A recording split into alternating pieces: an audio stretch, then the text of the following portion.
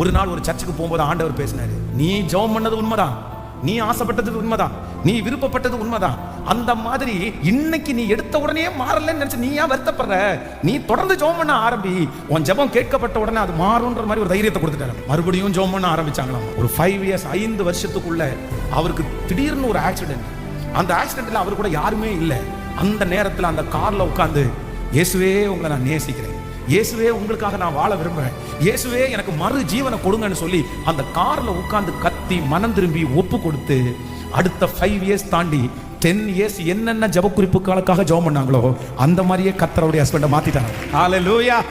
ஆண்டவரே எனக்கு ஒரு கிருபை தாங்க. நான் நினைச்சது, நான் ஆசைப்பட்டது, நான் விரும்பினது, நான் ஓடுனது என் கையில எனக்கு வாய்க்கலைன்னா கூட எனக்கு ஒரு இருதயத்தை தாங்க. நான் ஏற்றுக்கொண்டு இதுலயும் சாட்சியா நிக்கணும். பக்கத்துல கையை கொடுத்து சொல்லுங்க, நினைச்சது